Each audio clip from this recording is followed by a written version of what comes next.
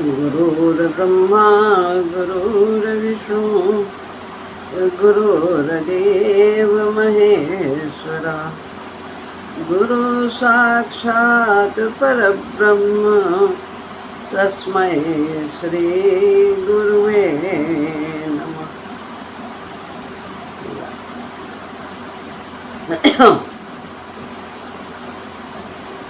श्रीमद् भगवद गीता अध्याय 2 श्लोक है 19वां। यैनं वेत्ति हन्तारं यश्चैनं मन्यते हतम् उभौ तौ न विजानीतो नायं हन्ति न हन्यते। यह श्लोक 32 अक्षर का है। 8-8 पे हम लोग लिखते हैं।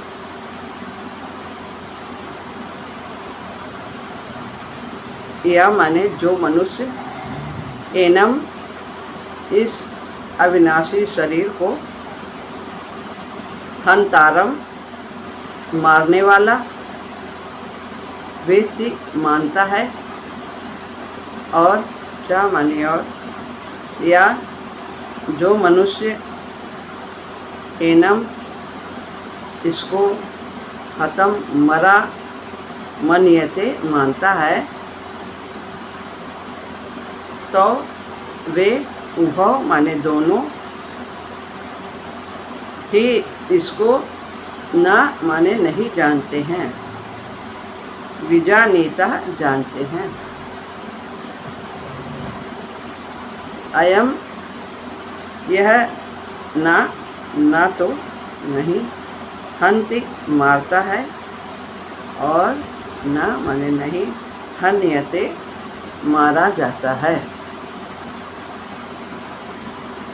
जो मनुष्य इस अविनाशी शरीर को मारने वाला मानता है और जो मनुष्य इसको मरा मानता है वे दोनों ही इसको नहीं जानते।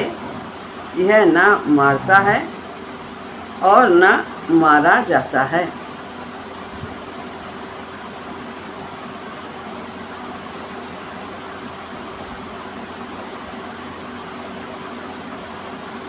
पहले के श्लोक में शरीरी को अविनाशी जानने वालों की बात कही कि जो शरीरी यानी आत्मा है वो अविनाशी है। अब उसी बात को और दृढ़ करके भगवान बताते हैं। वो इसमें बताया है कि वो न मरता है और न मरा हुआ होता है। मरता है ऐसा है तो न बताया।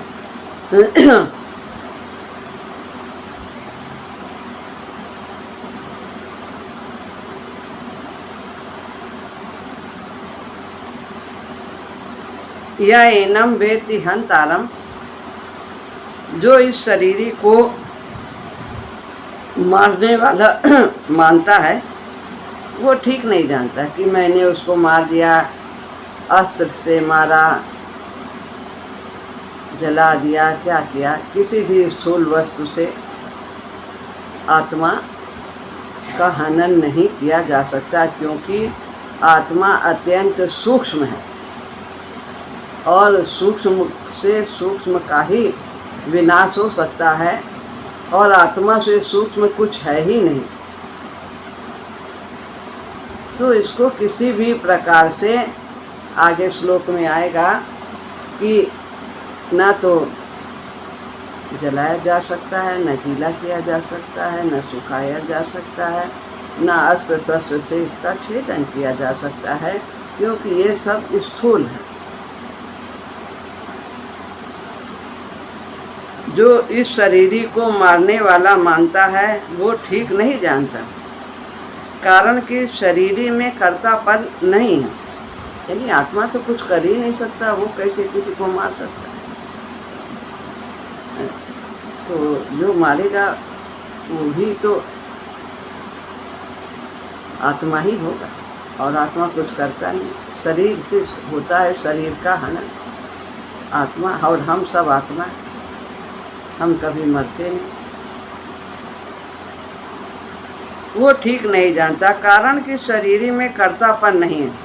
जैसे कोई भी कारीगर कैसा ही चतुर क्यों न हो, पर किसी औजार के बिना वो कुछ कर ही नहीं सकता, ऐसे ही है शरीरी, शरीर के बिना स्वयं कुछ कर ही नहीं सकता। जितनी भी गति होती है, क्रिया होती है, वो आत्मा जब शरीर धारण करती है उसी के संयोग से ही क्रिया होती है। आत्मा अकेले कुछ कर ही नहीं सकती। तो शरीर धारण करने पर उसमें गति होने लगती है, शरीर में क्रिया होती है, दोनों के संयोग से। न शरीर अकेले कुछ कर सकता है, न आत्मा अकेले कुछ कर सकता है। अतः 13वें अध्याय में भगवान ने कहा कि सब प्रकार की क्रियाएं प्रकृति के द्वारा ही होती हैं। ऐसा जो अनुभव करता है वो शरीरी के अकर्तापन का अनुभव करता है। जितनी भी क्रिया होती है वो शरीर के द्वारा, इंद्रिय के द्वारा, मन के द्वारा, बुद्धि के द्वारा। आत्मा अकर्ता है, अगतिशील है, अपरिवर्तनशील है, अविकारी है। परिवर्तन विकार है।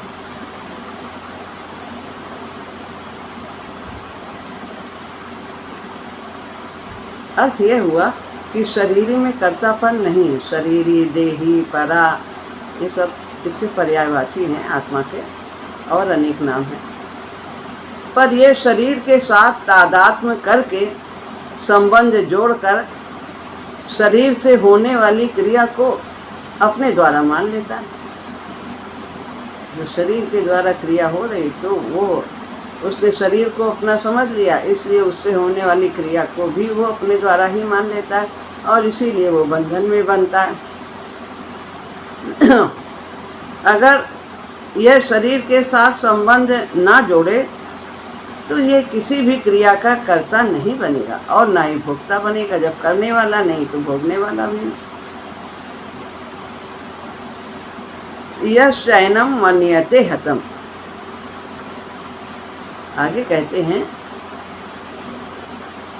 जो इसको मरा मानता है। अभी तो मारने वाली बात हुई कि मैं इनको मार दूंगा तो मुझे पाप लगेगा।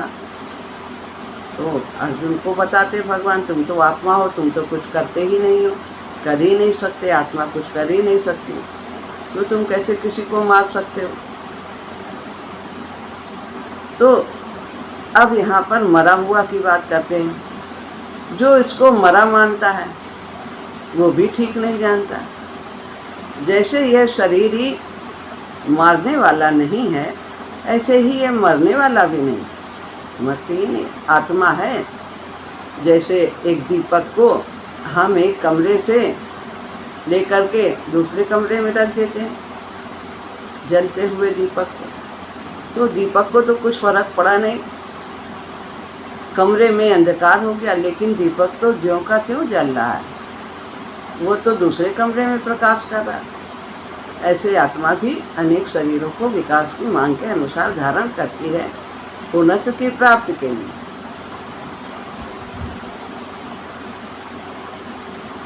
तो जैसे ये शरीर ही मारने वाला नहीं है, ऐसे ही ये मरने वाला भी नहीं, क्योंकि इसमें कभी भी कोई विकृति आती ही नहीं। विकृति माने परिवर्तन,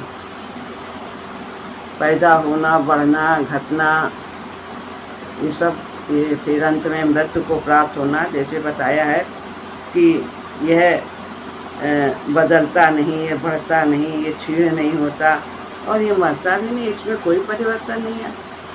शरीर में परिवर्तन आता,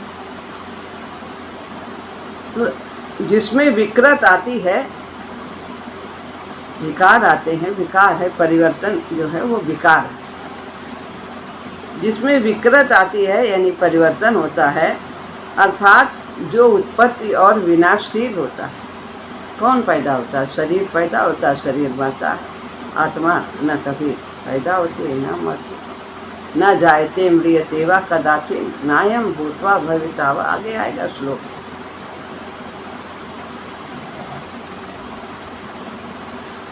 तो जो उत्पत्ति और विनाशशील है वही मर सकता है। तो उत्पत्ति और विनाशशील ये शरीर है, शरीर ही नहीं है।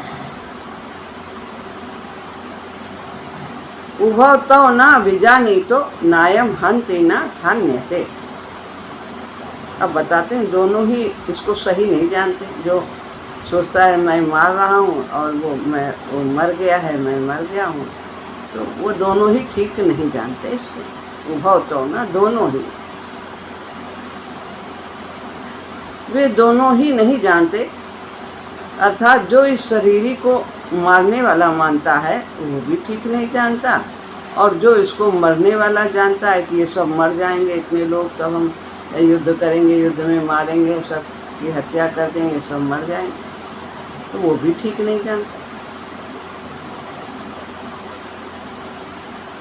जो इस शरीर को मारने वाला और मरने वाला दोनों मानता है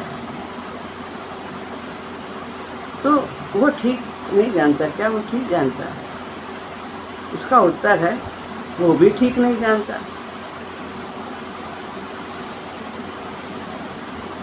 पहली बात बताई कि जो इसको मारने वाला और मरने वाला जानता है वो ठीक नहीं जानता।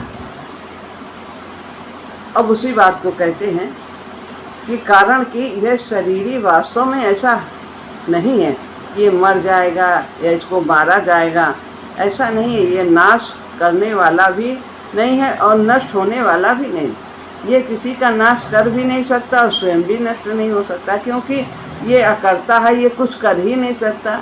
ये तो खाली देखता है, दृष्टा है। इसके तो आँख है खाली और हाथ पैर नहीं। ये लूली लंगड़ी कहा है महाराज जी ने इसको, ये कुछ कर ही नहीं सकती, न चल सकती है, न गति है, स्थाणु है, सर्वत्र व्याप्त है। तो यह किसी का नाश भी नहीं कर सकता और स्वयं नष्ट भी नहीं हो सकता। यह निर्विकार रूप से नित्य निरंतर ज्यों का त्यों रहने वाला। अतः इस शरीर को लेकर के तुम्हें शोक नहीं करना चाहिए। ये मर जाएगा, हम इसको मार देंगे, ये सब अर्जुन से कहते हैं तुम्हें शोक करने योग्य नहीं है। अर्जुन के सामने युद्ध का प्रसंग होने से यहाँ शरीरी को मरने और मारने की क्रिया से रहित बताया है कि वो कह रहे थे ना अर्जुन की मैं मार दूंगा तो ये मर जाएंगे। तो यहाँ पर भगवान ने ये समझाया है कि ना तो तुम इसको मार सकते हो और ना ये मर सकती है। ये नित्य है, निरंतर है, इसका कभी भी नाश नहीं हो सकता। वास्तव में ये संपूर्ण क्रियाओं से रहित है। तो जो मनुष्य शरीर की तरह शरीरी को भी मारने तथा मरने वाला मानते हैं, वास्तव में वे शरीर और शरीरी के विवेक को महत्व नहीं देते हैं, और इसमें स्थित नहीं होते। यानी वे अपने अविवेक को ही प्रधानता देते हैं, अज्ञानता को ही प्रधानता देते हैं। ऐसा इसमें समझाया है कि आत्मा अजर और अमर है। अब है श्लोक 20वां। इसमें 44 शब्द हैं जो और अभी तक हम लोग पढ़ रहे थे, तो उसमें 8-8 पे रुकते हैं। यहाँ पर 44 शब्द हैं, तो 11 चौक 44, 11-11 पे रुकने का है। तो इस तरह के और भी श्लोक हैं दूसरे अध्याय में। वो है 5वां है, 7वां है, 8वां है और 20वां है, 22वां है और जो 70वां है वो भी है आपूर्य माँ। इस तरह इसमें ये शब्द हैं, ये 11 शब्द हैं श्लोक में। और ये 44 शब्द हैं जो 11-11 पे रुकते हैं। पढ़ते हैं इसको। न जायते म्रियते वा कदाचिन् नायं भूत्वा भविता वा न भूयात् अजो नित्या शाश्वतोऽयं पुराणो न हन्यते हन्यमाने शरीरे। तो यहाँ पर कदाचिन छी तक 11 होते हैं। उसके बाद आधा ना है जिसे हम ची के ऊपर चा के ऊपर लगा देंगे, उसकी बिंदी कदाचिन पढ़ेंगे और आगे नायम से आगे हम पढ़ेंगे। और नीचे की लाइन में तो स्वतः ही 11 पे विराम है, संधि नहीं है।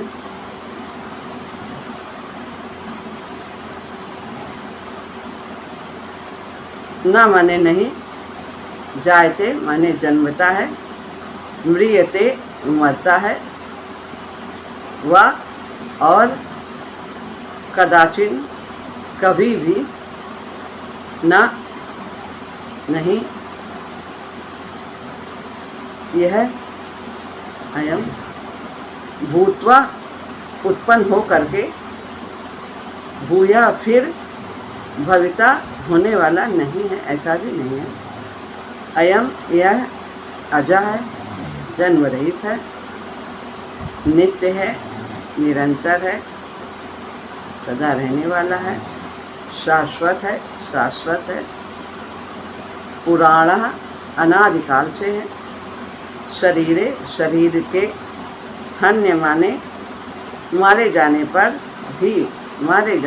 भी यह न माने नहीं, हन्यते मारा जाता है। भगवान कहते हैं कि यह शरीरी मरने वाला क्यों नहीं है, इसका उत्तर बताते हैं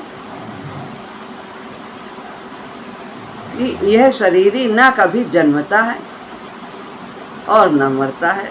जब जन्म ही नहीं होगा तो मरेगा कहाँ। तथा यह उत्पन्न होकर फिर होने वाला नहीं है। यह जन्म रहित, नित्य निरंतर रहने वाला, शाश्वत और अनादि है। शरीर के मारे जाने पर भी नहीं मारा जाता है। कहते हैं कि शरीर में 6 विकार होते हैं। शरीर में 6 विकार होते हैं। क्या है? पहला उत्पन्न होता है, पैदा होता है, फिर वो प्रतीत होता है, सत्ता उसकी दिखाई देती है, ये है शरीर।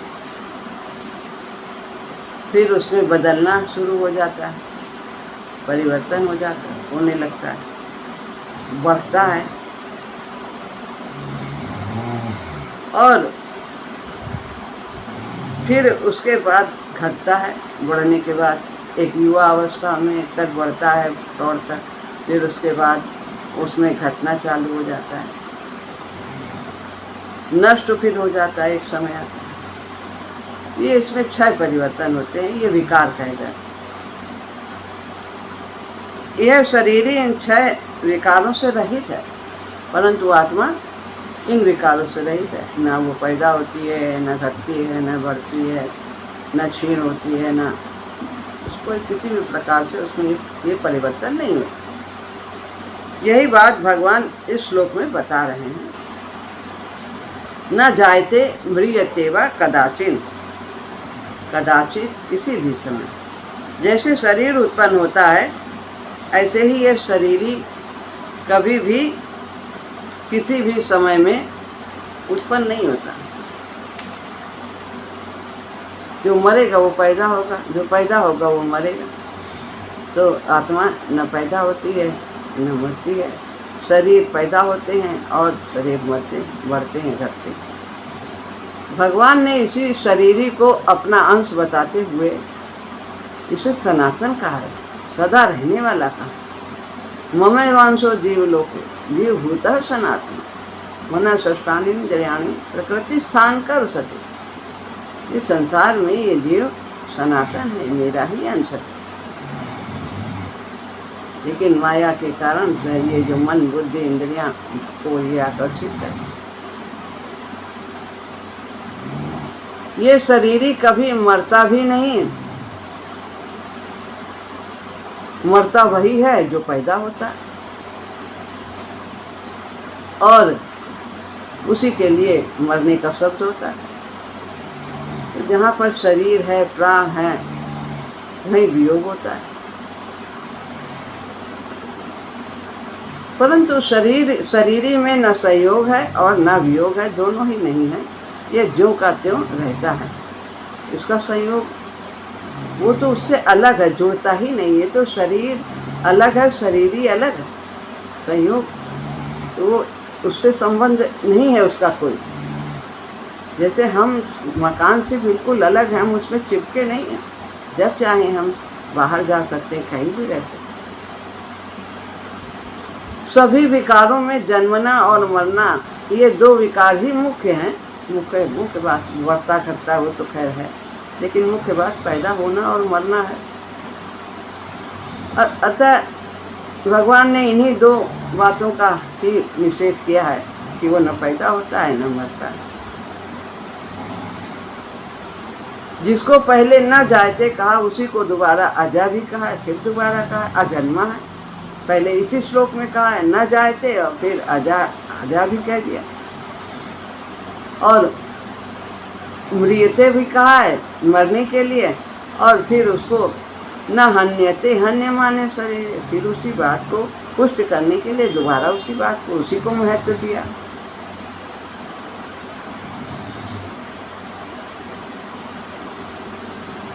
अजह, इस शरीरी का कभी जन्म नहीं होता, इसलिए यह अजा है, अर्थात जन्म रहित कहा है।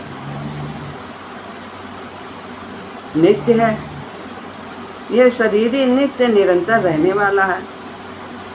इसका कभी भी व्यय नहीं होता, कम नहीं होता, अपक्षय नहीं होता, क्षय नहीं होता।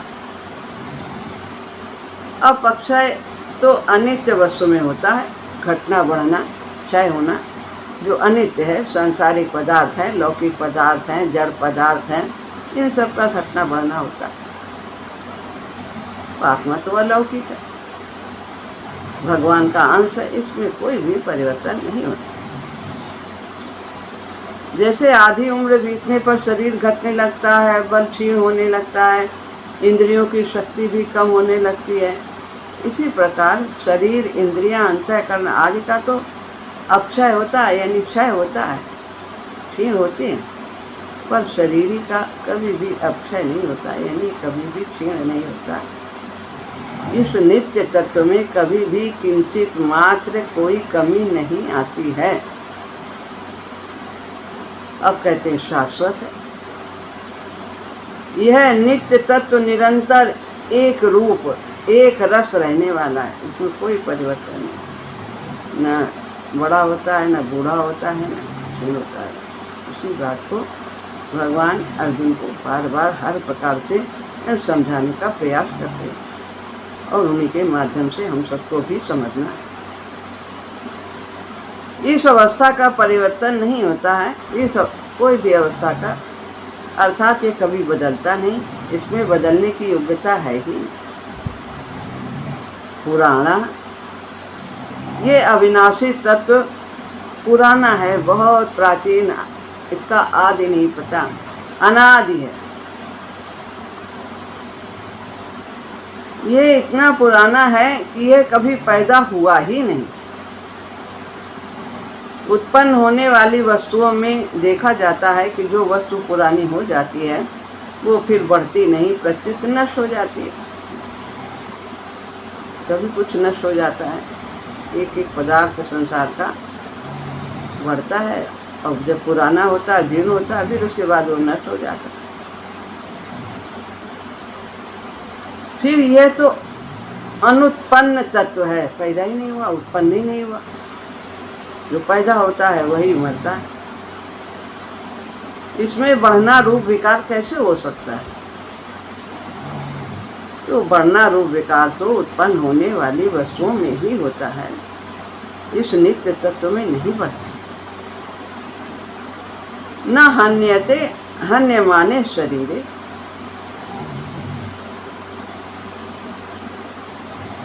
शरीर का नाश होने पर भी इस अविनाशी शरीरी का नाश नहीं होता है, वो दूसरा वस्त्र धारण कर लेता है। वासांश जीर्णानि यथा विहाय नवानि गृह्णाति नरोपराणि तथा शरीराणि विहाय जीर्णानि अन्यानि संयाति नवानि दे। जैसे हम जीर्ण होने पर वस्त्रों को बदल लेते हैं, जब हमारी वस्त्र पुराने हो जाते हैं तो हम दूसरे वस्त्र धारण कर लेते हैं, या आवश्यकता के अनुसार हम बदल लेते हैं। अभी हमें पार्टी में जाना है, अभी हमें खेलने जाना है, अभी हमें सोना है, हम वस्त्रों को बदलते हैं।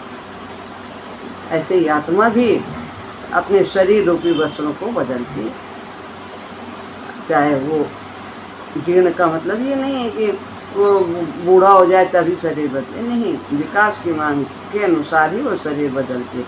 जैसे हम तुरंत पहनते हैं, स्कूल से आते हैं तो फिर कपड़े बदल लेते हैं और खेलने चले जाते हैं, और फिर पता लगा नहीं पार्टी में जाना है तो हम तुरंत दूसरे कपड़े पहन लेते हैं। तो विकास की मांग के अनुसार वो शरीर को बदलती है। यहाँ शरीरे पद देने का तात्पर्य है कि यह शरीर नष्ट होने वाला है, इस नष्ट होने वाले शरीर में ही ये विकार है, क्षय शरीरी में नहीं है। तो इन पदों से भगवान ने शरीर और शरीरी के का कितना स्पष्ट वर्णन किया है, ऐसा वर्णन गीता में दूसरी जगह नहीं मिलता। अर्जुन युद्ध में कुटुंबियों के मरने की आशंका से विशेष शोक कर रहे थे, और वो भिक्षा मांग कर खाना भी पसंद करते थे कि हम इनको मारेंगे नहीं, भले ही हम भिक्षा मांग कर खा लें, ये रक्त से सने हुए राज्य को हम लेकर के क्या करें, हमें तो उसके बाद उससे भी ज़्यादा शोक होगा। उस शोक को दूर करने के लिए भगवान कहते हैं कि शरीर के मरने पर भी इस शरीरी का मरना नहीं होता है, अर्थात इसका अभाव नहीं होता है, इसलिए शोक करना अनुचित है।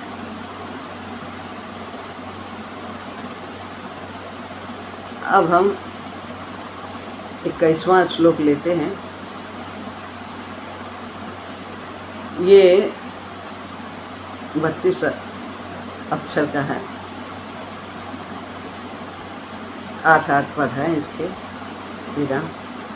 वेदा विनाशिनम नित्यम यायेन मजमव्ययम् कथं सा पुरुषः पार्थ कं घातयति हन्तिकम्।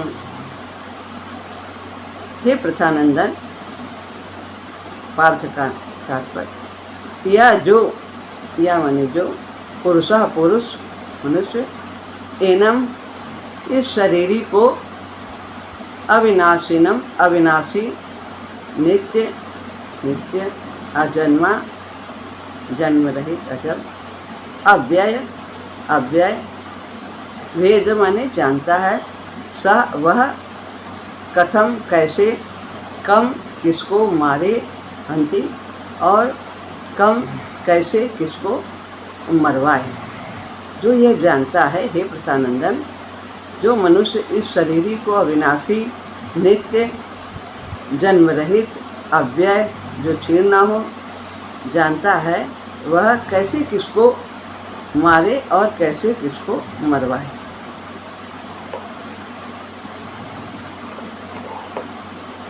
अभी पिछले श्लोक में 19वें एक जो आज पढ़ा उसके पहले 19वें श्लोक में बताया कि यह शरीरी ना तो मारता है और न मरता है। इसमें मरने का निषेध तो 20वें श्लोक में कर दिया, अब मारने का निषेध करने के लिए आगे का श्लोक बताते हैं। इस श्लोक में कि आत्मा, पहले इसमें बताया कि वो कभी मरती ही नहीं, कोई इसको मार सकता ही नहीं। अब यहाँ मारने की बात करते हैं कि तुम क्यों शोक करते हो, तुम किसी को मार भी नहीं सकते। वेदा विनाशिनम, यहाँ पर फिर उसके आगे पूरा बताया, घातयति हंतिकम, पूरे श्लोक का भाव बताते हैं। इस शरीर का कभी नाश नहीं होता है, इसमें कभी कोई परिवर्तन नहीं होता है। इस शरीरी का, आत्मा का, इसका कभी जन्म नहीं होता है और इसमें कभी किसी तरह की कोई कमी नहीं आ सकती। तो ऐसा जो पिछले श्लोक में बताया है, ऐसा जो व्यक्ति ठीक ठीक अनुभव करता है, वो पुरुष कैसे किसको मारे और कैसे किसको मरवाए। जब वो जानता है आत्मा कुछ करती ही नहीं, तो वो कैसे किसको मारेगा। मैं आत्मा हूँ और आत्मा कभी मरती नहीं। अर्थात दूसरों को मारने और मरवाने में तो उस पुरुष की प्रवृत्ति नहीं हो सकती। वो किसी क्रिया का न तो कर्ता बन सकता है और न कार्यता बन सकता है, कारण भोगने का भी नहीं बन सकता। यहाँ भगवान ने शरीरी को अविनाशी, नित्य, अज और अव्यय कहकर उसमें 6 विकारों का निषेध किया है कि इसमें कोई विकार नहीं है, ये कुछ भी नहीं होता, उत्पन्न नहीं होता, बढ़ता घटता क्षीण नहीं होता, ये सब परिवर्तन उसमें कुछ नहीं होता शरीरी में। जैसे अविनाशी कहकर मृत्यु रूप विकार का, नित्य कहकर अवस्थांतरण का नित्य कह दिया, इसमें कोई अवस्था का परिवर्तन नहीं होता, एक अवस्था रहती है। और बढ़ना रूप विकार का अज कहकर जन्म होना और जन्म के बाद होने वाली सत्ता रूप विकार का अव्यय सब तरह से बताया है कि ये अविनाशी है।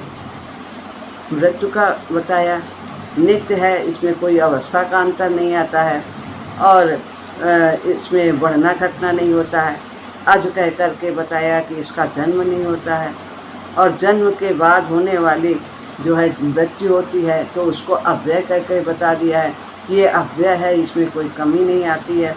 तो ये 6 रूप विकार को भी उन्होंने खंडन किया सभी शब्दों के माध्यम से। इस शरीर में किसी भी क्रिया से किंचित मात्र भी कोई विकार नहीं होता। अगर भगवान को न हन्यते, हन्य माने शरीरे, और कम घातयति हंतकम, इन पदों में शरीरी के कर्ता और कर्म बनने का निषेध करना था, तो फिर यहाँ करने ना करने की बात ना कहकर मरने मारने की बात क्यों कही। तो ये कि ये कुछ करता नहीं, आत्मा कुछ नहीं करती, वो क्रिया नहीं है करती, उसके कोई भी कर ही नहीं सकती क्योंकि उसके हाथ पैर नहीं है, वो तो साक्षी है। तो यहाँ करने और ना करने की बात होती है, लेकिन यहाँ पर मरने मारने की बात कही है। इसका उत्तर है कि युद्ध का प्रसंग है, इसीलिए वो घबरा रहे थे अर्जुन की हम मार देंगे, ये मर जाएंगे। तो यहाँ पर मरने और मारने की, हन्यते, हन्य माने, ये सब शब्द लगाए हैं भगवान ने। जब शरीरी मारने वाला अर्थात कर्ता नहीं बन सकता, तब यह मरने वाला अर्थात क्रिया का विषय कैसे बन सकता है। तात्पर्य यह है कि शरीरी किसी भी क्रिया का कर्ता और कर्म नहीं बनता है। आत्मा कुछ भी नहीं करती है, उसके द्वारा कोई कर्म नहीं होता है। अतः मरने मारने में शोक नहीं करना चाहिए। शास्त्र की आज्ञा के अनुसार हमें प्राप्त कर्तव्य कर्म को करना ही चाहिए, जो हमारा कर्तव्य है, जो जिस वर्ण के हैं, जो हम जैसे भी हैं, ब्राह्मण हैं, क्षत्रिय हैं, वैश्य हैं, शूद्र हैं, सबके अपने अपने कर्तव्य हैं, या जो भी है वर्तमान में जिसको जो भी कर्तव्य मिला है, तो उसे वो अपने कर्तव्य को प्रेम पूर्वक भगवत भाव से करना ही चाहिए। यही भगवान कह रहे हैं कि तुम अपने कर्तव्य का पालन करो, तुम ये शोक ना करो कि मैं इनको मार दूंगा, मुझे पाप लगेगा, और ये लोग मरने वाले भी नहीं, ये शरीर ही मरेगा, आत्मा कभी भी नहीं मरेगी। इस प्रकार ये सांख्य योग की चर्चा भगवान दूसरे अध्याय में थोड़ा सा प्रसंग दे करके आगे गीता का मुख्य भाग जो भक्ति है, कर्म योग है, इसी की चर्चा लोग विस्तार से करते हैं, लेकिन इसकी भूमिका थोड़ी देनी आवश्यक थी समझने के लिए कि प्रकृति क्या है, जीव क्या है, परमात्मा क्या है, ये सब आत्मा क्या है, ये सब समझने के लिए थोड़ा आवश्यक हो गया था इस प्रकार की चर्चा करनी। श्री राम।